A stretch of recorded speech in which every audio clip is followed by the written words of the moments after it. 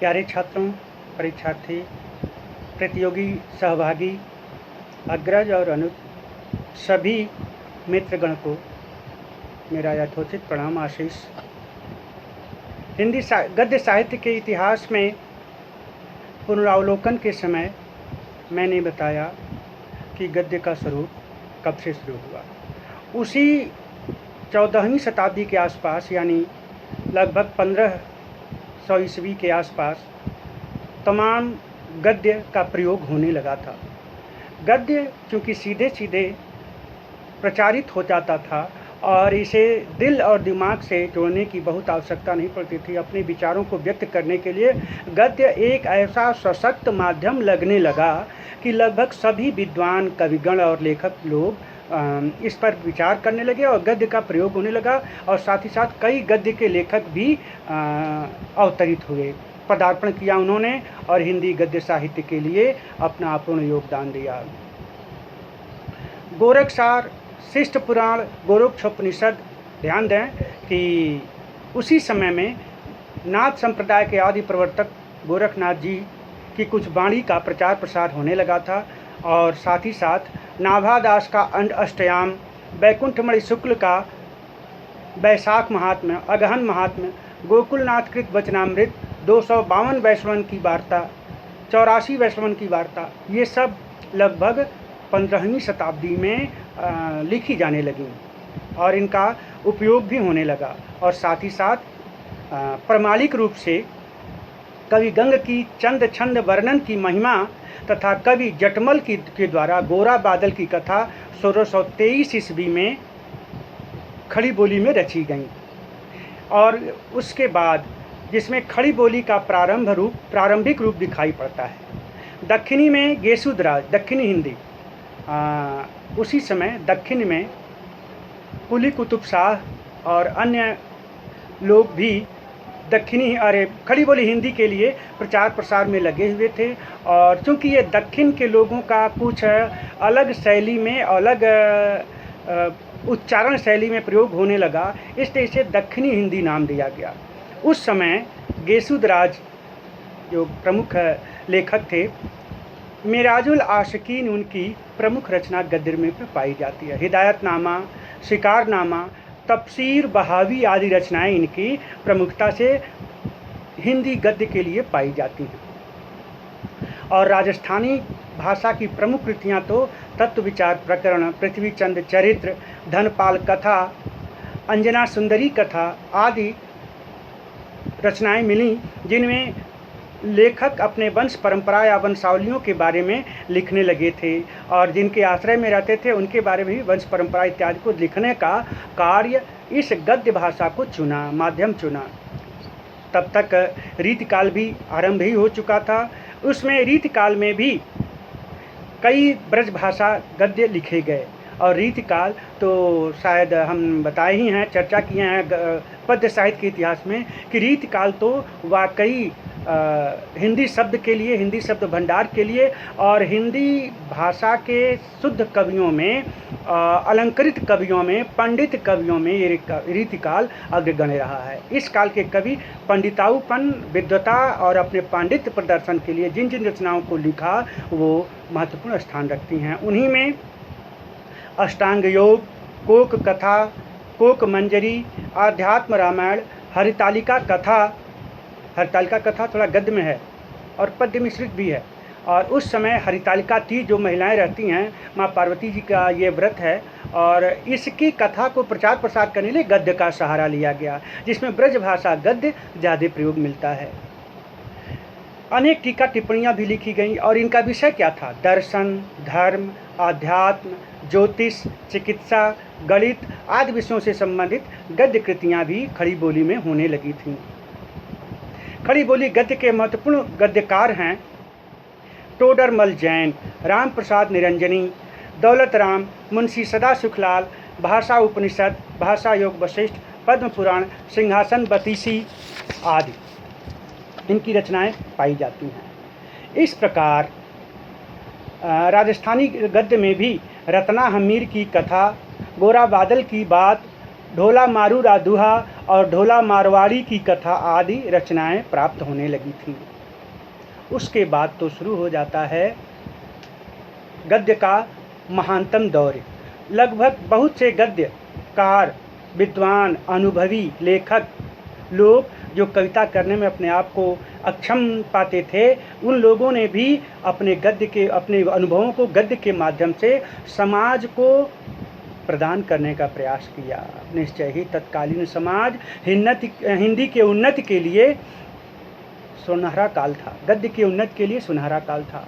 और उसके बाद आता है सन 1808 ईस्वी में 1859 ईस्वी में 1930 ईस्वी तक एक ऐसे चंद्रमा का उदय हुआ जो हिंदी साहित्याकाश में अपनी चांदनी से, अपनी कविता रूपी चांदनी, गद्य रूपी चांदनी, कहानी, नाटक आदि रूपी चांदनी से भारतीय जनमानस, विद्वत जन और आम जनता को भी प्रभावित किया। ये ऐसा चंद्रमा था जो स्वयं लिखता भी था, स्वयं निर्देशन भी करता था और स्वयं अभिनय भी करता था। बहुमुखी प्रतिभा के धनी ये चंद्र इंदु मयंक भारतेंदु हरिश्चंद्र जी थे, जिन्होंने स्वयं रचना भी, हिंदी की इन्होंने बहुत बड़ी सेवा की। उत्थान के लिए इन्होंने अपने पास से पैसा लगा करके, इसीलिए वो कर्जदार भी हो गए, अपने पास से पैसा लगा करके तमाम लेखकों, कवियों को धन देकर के उनकी रचनाओं को छपवाने का प्रयास किया और उन्हें कवि, लेखक, नाटककार और निबंधकार बनाया। इसीलिए इन्हें आधुनिक हिंदी गद्य का जनक कहा जाता है। जागरण सुधार काल या पुनर्जागरण काल के ये पुरोधा माने जाते हैं। यद्यपि यह चंद्रमा की पूर्णिमा जल्दी ही आ गई और यह अमावस्या में तब्दील हो गया, लेकिन जितने दिनों तक ये पूर्णिमा का चाँद भारतीय हिंदी साहित्याकाश में चमचमाता रहा, आज भी उसकी चांदनी हम पाठक, श्रोता, शिक्षक, छात्रगणों के हृदय में चमकती रहती है। उस कौमुदी के बल पर हिंदी साहित्य का एक विशाल सिंहासन खड़ा हुआ। लेकिन कुछ और भी क्रांतिकारी लेखक लोग थे जो भारत से पूर्व ही अपना प्रयास हिंदी गद्य को बढ़ावा देने के लिए कर रहे थे। इन लोगों के योगदान को भुलाया नहीं जा सकता, इसलिए भारतेंदु पूर्व एक युग भी शुरू हो गया था। उस युग पर चर्चा करना हमारा परम कर्तव्य बनता है। लगभग 19वीं शताब्दी के आसपास तमाम वातावरण तैयार होने लगा और बहुत से लेखक लोग हिंदी गद्य की सहायता में हिंदी गद्य के उत्थान में लगे रहे। रीतिकाल के उत्तरार्ध में राम प्रसाद निरंजनी की भाषा योग वशिष्ठ में खड़ी बोली का परिष्कृत रूप मिलता हुआ है। लेकिन सन 1800 ईस्वी में फोर्ट विलियम कॉलेज की स्थापना हुई तथा गिल क्राइस्ट ने, याद रखिएगा, अंग्रेज, हम चर्चा कर चुके हैं कि अंग्रेज़ों को 1857 की क्रांति के बाद वो दमन करके आम जनता पर हुकूमत करने का पूरी तरह से अपना मन बना लिया। और यूँ कह लीजिए कि अभी तक तो केवल कंपनी शासन था, पूरी तरह से 1857 की क्रांति के बाद महारानी विक्टोरिया का शासन लागू हो गया। जो शासन व्यवस्था ईस्ट इंडिया कंपनी के नाम से चलती थी, अब वह महारानी विक्टोरिया के नाम से चलने लगी।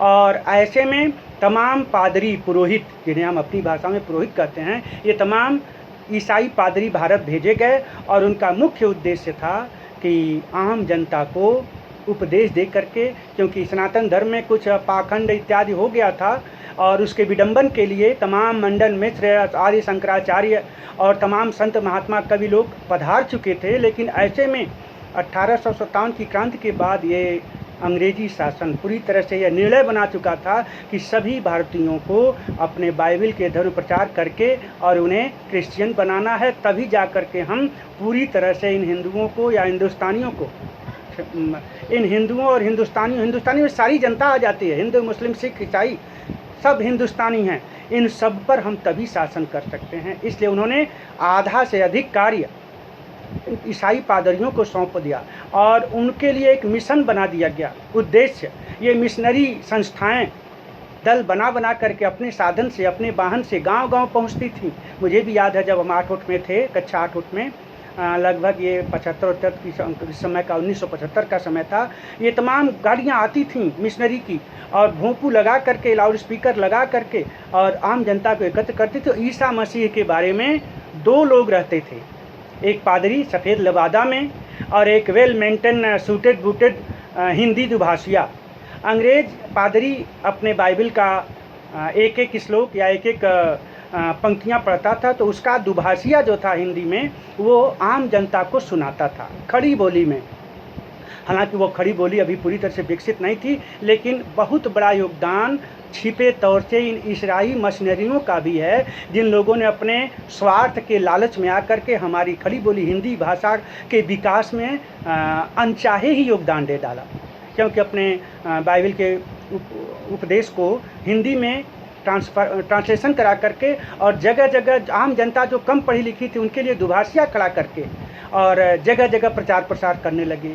लेकिन हमारी जनता, हमारी धरती की माटी से लगाव रखने वाले ऐसे ही तमाम सपूत थे, जिन लोगों ने इनकी बातों को सुना और इनकी शैली को, इनके खड़ी बोली के रूप को थोड़ा अपनाने के लिए भी प्रयास किया। परिणाम क्या हुआ? राजस्थानी भाषा गद्य, ब्रज भाषा गद्य थोड़ा और परिष्कृत होकर के तरह तरह से विकसित होने लगा। और ऐसे में ही ये अंग्रेज जो कलकत्ता में फोर्ट विलियम कॉलेज की स्थापना हुई, उसमें वो लोग ये चाह रहे थे कि लॉर्ड मैकाले शिक्षा पद्धति तो चले, लेकिन साथ ही साथ आम जनता के बच्चों के हृदय में स्थान बनाने के लिए कुछ हिंदी अध्यापकों की भी नियुक्ति किया जाए। ऐसे में लल्लू लाल और सदा सुखलाल जैसे लोगों का सहारा लिया गया। ये आगरा के थे, लेकिन फोर्ट विलियम कॉलेज में ये अध्यापक नियुक्त किए गए और इनको गिल क्राइस्ट, शायद वहाँ का वो उस समय गवर्नर तो नहीं, लेकिन हो सकता है उस विद्यालय का प्रधानाचार्य या प्रबंधक रहा हो,